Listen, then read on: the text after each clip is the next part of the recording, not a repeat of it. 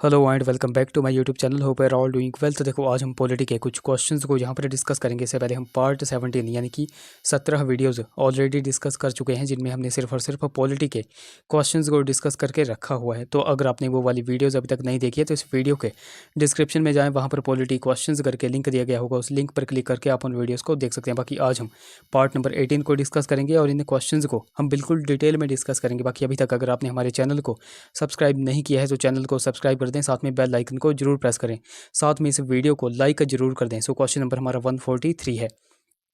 India borrowed the idea of directive principles of state policy from the constitution of. तो भारत ने राज्य के नीति निदेशक सिद्धांत का विचार किस संविधान से लिया है? आप सभी को पता है कि डीपीएसपी हमने जो है तो आयरलैंड देश के संविधान से लिए हैं। सो ऑप्शन ए यहाँ पर करेक्ट हो जाएगा। अच्छा, आज हम यहाँ पर कुछ नए क्वेश्चन को डिस्कस करेंगे डीपीएसपी से रिलेटेड। अब देखो, डीपीएसपी की कुछ केस स्टडीज़ अक्सर एग्जाम में पूछी जाती हैं, तो वो मैं यहाँ पर आपको बता देता हूँ। देखो, तो डीपीएसपी की कुछ केस स्टडीज़ हैं, जैसे सबसे पहले आती है चंपकम दोराइजन वर्सेस मद्रास।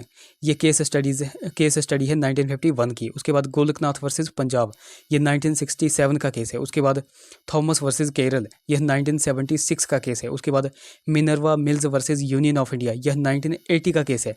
अब देखो, इनमें सबसे इंपॉर्टेंट कौन सा है, तो वो है Minerva mills versus union of India, जो कि 1980 का केस है। और एक इंपॉर्टेंट है चंपकम दोराइजन वर्सेस मद्रास, जो कि 1951 का केस है। तो ये दो केस तो आपको बिल्कुल यहाँ पर नोट रखने ही रखने हैं। अब देखो, डीपीएसपी की यहाँ पे बात की गई थी, तो डीपीएसपी की चर्चा भारतीय संविधान के किस आर्टिकल में की गई है, तो आर्टिकल 36 से लेकर के 51 तक।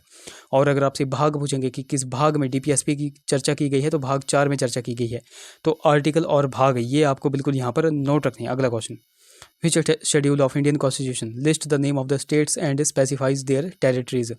तो भारतीय संविधान की कौन सी अनुसूची में राज्यों के नाम की सूची तथा उसकी सीमाएं निर्दिष्ट हैं? अब देखो, कई बार आपने सुना होगा कि राज्यों के संघ के बारे में जो है तो किस अनुसूची में कहा गया है। अब देखो, राज्यों के संघ के बारे में, या फिर आप कह सकते हो राज्यों के नाम की सूची तथा उसकी सीमाओं के बारे में, यह पहली अनुसूची में कहा गया है। सो ऑप्शन ए यहाँ पर देखो बिल्कुल करेक्ट हो जाएगा। तो यहाँ से देखो, आपको बस यही नोट रखना है, ऑप्शन ए यहाँ पर करेक्ट हो जाएगा। ये तो हमने बात कर ली पहली अनुसूची की। कुछ और भी अनुसूचियाँ हैं जो कि मोस्ट इंपॉर्टेंट है और हर बार एग्जाम में पूछी जाती हैं। जैसे 8वीं अनुसूची, तो 8वीं अनुसूची में किसकी चर्चा की गई है, तो भाषाओं की चर्चा की गई है। तो भारतीय संविधान में टोटल 22 भाषाओं की चर्चा जो है तो 8वीं अनुसूची में की गई है। 9वीं अनुसूची में किसकी चर्चा की गई है, तो भूमि सुधार से रिलेटेड 9वीं अनुसूची में बताया गया है। 10वीं अनुसूची, ये बहुत ही ज़्यादा इंपॉर्टेंट है, तो 10वीं अनुसूची में जो है तो दल बदल यानी कि एंटी डिफेक्शन लॉ के बारे में बताया गया है। 11वीं अनुसूची जो है तो पंचायत के बारे में बताती है, और 12वीं अनुसूची जो है तो नगर पालिका यानी कि म्यूनसिपैलिटी के बारे में बताती है। तो ये सारे के सारे बेसिक्स हैं, ये आपको यहाँ पर नोट रखने हैं। क्वेश्चन नंबर 145 की बात करें, which of the following does not take part in elections of the president of India. तो निम्न में से कौन भारत के राष्ट्रपति के चुनाव में हिस्सा नहीं लेते हैं? अब देखो, elected members of the Lok Sabha हो गए, elected members of the Rajya Sabha हो गए, ये दोनों जो है तो भारत के राष्ट्रपति के चुनाव में हिस्सा लेते हैं। बाकी विधानसभा के सदस्य, विधान परिषद के सदस्य सॉरी, तो ये जो है तो भारत के राष्ट्रपति के चुनाव में हिस्सा नहीं लेते। सो ऑप्शन सी यहाँ पर देखो बिल्कुल करेक्ट हो जाएगा। राष्ट्रपति से रिलेटेड हम हर बार जो है तो कुछ आर्टिकल्स को डिस्कस करते हैं जो कि मोस्ट इंपॉर्टेंट है और हर बार एग्जाम में पूछे जाते हैं। तो अभी भी हम यहाँ पर डिस्कस कर देते हैं। जैसे राष्ट्रपति की चर्चा किस आर्टिकल में की गई है, तो आर्टिकल 52 में की गई है। राष्ट्रपति पर महाभियोग की चर्चा, इम्पीचमेंट की चर्चा किस आर्टिकल में, आर्टिकल 61 में की गई है। उसके बाद राष्ट्रपति की क्षमादान की शक्ति का वर्णन आर्टिकल 72 में किया गया है। उसके बाद राष्ट्रपति की वीटो पावर का उल्लेख आर्टिकल 111 में किया गया है। और उसके बाद मोस्ट इंपॉर्टेंट, राष्ट्रपति की अध्यादेश यानी कि ऑर्डिनेंस जारी करने की शक्ति का वर्णन आर्टिकल 123 123 में किया गया है। तो ये कुछ बेसिक से पॉइंट्स हैं, ये आपको बिल्कुल यहाँ पर नोट रखने हैं। अब देखो, राष्ट्रपति के बारे में हमने डिस्कस कर लिया। यहाँ से आप एक क्वेश्चन का आंसर कमेंट्स करके बताओ कि महान्यायवादी यानी कि अटॉर्नी जनरल की चर्चा किस आर्टिकल में की गई है, ये आप नीचे कमेंट्स में बता दो। बाकी अभी तक अगर आपने हमारे चैनल को सब्सक्राइब नहीं किया है तो चैनल को सब्सक्राइब कर दें, साथ में हमें टेलीग्राम और इंस्टाग्राम पे फॉलो करना बिल्कुल भी ना भूलें। टेलीग्राम पर फॉलो करने के लिए आपको टेलीग्राम पर जाना पड़ेगा और @लेट्स प्रिपेयर टू सर्च करें, आपको हमारा चैनल मिल जाएगा। उसी प्रकार आपको इंस्टाग्राम पे लेट्स प्रिपेयर टुगेदर सर्च करना है। अगर कोई क्वारी होगी तो आप मुझे इंस्टा पे मैसेज कर सकते हो। अगले क्वेश्चन की बात करें, the speaker of the Lok Sabha can resign his office by addressing his resignation to. तो लोकसभा के अध्यक्ष किसे संबोधन करके अपने पद से इस्तीफा दे सकते हैं? तो जो लोकसभा का अध्यक्ष होता है वह लोकसभा के उपाध्यक्ष को संबोधन करके अपने पद से इस्तीफा दे सकता है। सो ऑप्शन सी यहाँ पर देखो बिल्कुल करेक्ट हो जाएगा। अब देखो, एक ट्रिक मैं आपको हर बार बताता हूँ सरल, यहाँ से आपके 3 पॉइंट्स क्लियर हो जाते हैं। सबसे पहला पॉइंट कि स से बन जाता है संसद, तो संसद की चर्चा किस आर्टिकल में की गई है, तो संसद की चर्चा आर्टिकल 79 में की गई है। र से बन जाता है राज्यसभा, राज्यसभा की चर्चा आर्टिकल 80 में की गई है। और ल से बन जाता है लोकसभा, लोकसभा की चर्चा आर्टिकल 81 में की गई है। ये सीक्वेंस देखो अक्सर एग्जाम में पूछा जा रहा है, तो ये आपको बिल्कुल यहाँ पर नोट रखना है। अब देखो लोकसभा के अध्यक्ष की भी यहाँ पे बात की गई है, तो ये भी आपको नोट रखना है कि लोकसभा के अध्यक्ष और लोकसभा के उपाध्यक्ष की चर्चा किस आर्टिकल में की गई है, ये भी क्वेश्चन बन सकता है। तो लोकसभा के अध्यक्ष तथा उपाध्यक्ष की चर्चा आर्टिकल 93 में की गई है, ये भी पॉइंट आपके लिए इंपॉर्टेंट है, तो ये आपको नोट रखना है। अगला क्वेश्चन नंबर हमारा 147 है, entitlement of legal aid is a concomitant right that arises out of which of the following fundamental rights. तो कानूनी सहाय के लिए हकदार होना एक सहवर्ती अधिकार है जो निम्न मूलभूत अधिकार से उत्पन्न हुआ है। अब देखो ऑफिशियल आंसर की के अकॉर्डिंग इस क्वेश्चन को स्क्रैप कर दिया गया है, बट मैं आपको यहाँ पर बता दूं कि इस क्वेश्चन का वैसे तो राइट ऑप्शन ऑप्शन सी होना चाहिए, right to equality before law, यानी कि कानून के समक्ष समानता का अधिकार। अब देखो यहाँ पर बात क्या की गई है, यहाँ पे बात की गई है कानूनी सहाय के लिए हकदार होना एक सहवर्ती अधिकार है। अब देखो आपको समझ में नहीं आया होगा तो मैं आपको यहाँ पर बता दूं, अगर आपने आर्टिकल 39 क्लॉज ए पढ़ा हुआ है तो आपको इसका तो यही ये कह रहा है। अब देखो आर्टिकल 39 क्लॉज 1 कहता क्या है, तो ये कहता है समान न्याय और निशुल्क विधि सहायता, यही यहाँ पर आपसे पूछा गया था। यानी कि अगर अपनी भाषा में देखें तो ये कहा जा रहा है कि फ्री में कानूनी सहायता गरीबों को उपलब्ध कराना, ये कहा गया है। तो इसकी चर्चा देखो आर्टिकल 39 क्लॉज ए के अंतर्गत की गई है, तो ये भी आपको नोट रखना है। बाकी देखो मैंने आपको बता दिया कि इस क्वेश्चन को स्क्रैप कर दिया गया है, बाकी आप नीचे कॉमेंट्स में बताओ कि इस क्वेश्चन का राइट ऑप्शन क्या होना चाहिए, नोट रखने हैं।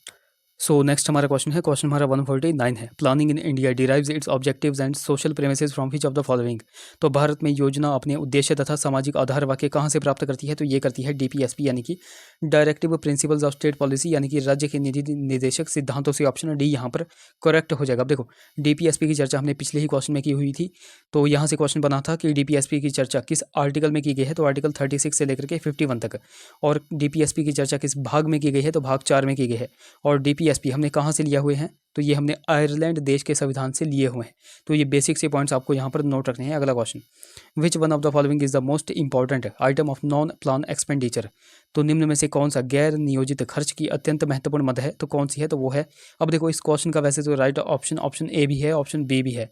अब वो कैसे है वो मैं यहाँ पर आपको बता देता हूँ। अब देखो जो मोस्ट इंपॉर्टेंट आइटम्स हैं नॉन प्लान एक्सपेंडिचर की, वो कौन कौन सी है वो मैं यहाँ पर आपको बता देता हूँ। एक तो है इंटरेस्ट पेमेंट, उसके बाद कौन सा आ जाता है, उसके बाद आता है डेप्ट सर्विसिंग, उसके बाद आ जाता है डिफेंस एक्सपेंडिचर, उसके बाद आ जाता है कुछ सब्सिडीज़ आ जाती हैं। तो वैसे तो इस क्वेश्चन का राइट ऑप्शन ऑप्शन ए और ऑप्शन बी है। बाकी इस क्वेश्चन का देखो ऑफिशियल आंसर के अकॉर्डिंग जो राइट ऑप्शन है वो है ऑप्शन ए, इंटरेस्ट पेमेंट, ब्याज भुगतान। सो ये आपको यहाँ पर बिल्कुल नोट रखना है। सो क्वेश्चन नंबर 151 की बात करें, which of the following Nations is not a member of Eurasian economic union. तो देखो यहाँ पर यूरेशियन इकोनॉमिक यूनियन की बात की गई है, इसको क्या कहा जाता है, इसको देखो EAEU भी कहा जाता है, तो ये भी आपको नोट रखना है।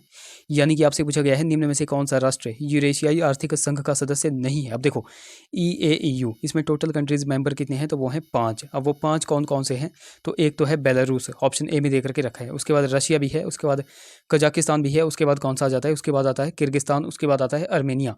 तो आप यहाँ पर देख सकते हो ऑप्शन डी यहाँ पर करेक्ट हो जाएगा। उज्बेकिस्तान यहाँ पर जो है तो यूरेशियन इकोनॉमिक यूनियन का सदस्य नहीं है, तो ऑप्शन डी यहाँ पर करेक्ट हो जाएगा। अब देखो ऑप्शन बी में देखो रशिया की बात की गई है, तो रशिया को पहले USSR कहते थे। अब देखो यहाँ से मैं आपसे एक क्वेश्चन पूछता हूँ कि USSR जो है तो कब टूटा था, ये आप नीचे कमेंट्स में बताओ। अब देखो रशिया की यहाँ पे बात की गई है, तो ऑब्वियसली यहाँ पे यूक्रेन की भी बात होनी चाहिए। तो अच्छा यूक्रेन की आप कैपिटल बता दो, यूक्रेन की कैपिटल क्या है, ये भी आप नीचे कमेंट्स में बता दो। अगला क्वेश्चन, सो क्वेश्चन नंबर 51 की बात करें, how many members were initially there in constituent assembly of India. तो भारत की संविधान सभा में प्रारंभिक रूप से कितने सदस्य थे। अब देखो यहाँ पे क्या बात की गई है, यहाँ पे बात की गई है भारत की संविधान सभा में प्रारंभिक रूप से कितने सदस्य थे, तो वो थे 299। कितने थे, 299। तो 299 ऑप्शन में नहीं है, बट ऑप्शन ए यहाँ पर करेक्ट हो जाएगा, क्योंकि 299 के नज़दीक जो है तो 300 है। सो ऑप्शन ए यहाँ पर करेक्ट हो जाएगा। अब देखो इसकी हिस्ट्री में आपको बता देता हूँ। सबसे पहले 1946 में देखो अंतरिम सरकार बनी थी, तो उसमें कितने सदस्य थे, उसमें सदस्य थे 389। और जब 1947 में भारत का विभाजन हो गया, तो भारत के विभाजन के बाद जो है तो कितने सदस्य बचे थे, तो वो बचे थे 299। यही आपसे क्वेश्चन यहाँ पर पूछा गया था। अच्छा वर्तमान यानी कि प्रेजेंट में कितने हैं, तो वो हैं 284। ये भी आपको यहाँ पर बिल्कुल नोट रखना है। अगला question, the concept of judicial review in Indian constitution has been taken from the constitution of.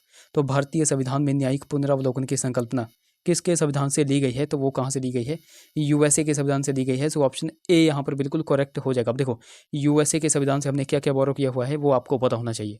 तो यूएसए से हमने मूल अधिकार लिए हुए हैं, महाभियोग की प्रक्रिया ली हुई है, उपराष्ट्रपति का पद लिया हुआ है, सुप्रीम कोर्ट का पद लिया हुआ है। तो ये हमने कहाँ से लिए हुए हैं, यूएसए से लिए हुए हैं। अच्छा, ऑप्शन बी में देख करके रखा है कनाडा। तो कनाडा से हमने क्या लिया हुआ है, तो कनाडा से हमने जो है तो गवर्नर का पद लिया हुआ है। ऑप्शन सी में है यूके। तो यूके से हमने क्या लिया हुआ है, यूके से हमने जो है तो सिंगल सिटीजनशिप यानी कि एकल नागरिकता ली हुई है। और ऑप्शन डी में है ऑस्ट्रेलिया। तो ऑस्ट्रेलिया से हमने क्या लिया हुआ है, ऑस्ट्रेलिया से हमने जो है तो सेंट्रल स्टेट रिलेशंस के कुछ प्रावधान लिए हुए हैं। और मूल कर्तव्य हमने कहाँ से लिए हुए हैं, मूल कर्तव्य हमने जो है तो रशिया यानी कि यूएसएसआर से लिए हुए हैं। अच्छा, फ्रांस से हमने क्या लिया हुआ है, फ्रांस से हमने क्या बोरो किया हुआ है, ये आपने नीचे कमेंट्स में बता दो। तो देखो गाइस, ये थे हमारे कुछ क्वेश्चंस। आई होप वीडियो आपको इन्फॉर्मेटिव लगी होगी। अगर वीडियो अच्छी लगी है तो जरूर से इसे लाइक करें, शेयर करें, चैनल को सब्सक्राइब करें, साथ में हमें टेलीग्राम और इंस्टाग्राम पे फॉलो करना बिल्कुल भी ना भूलें। चलिए मिलते हैं अगली वीडियो में। Till then take care.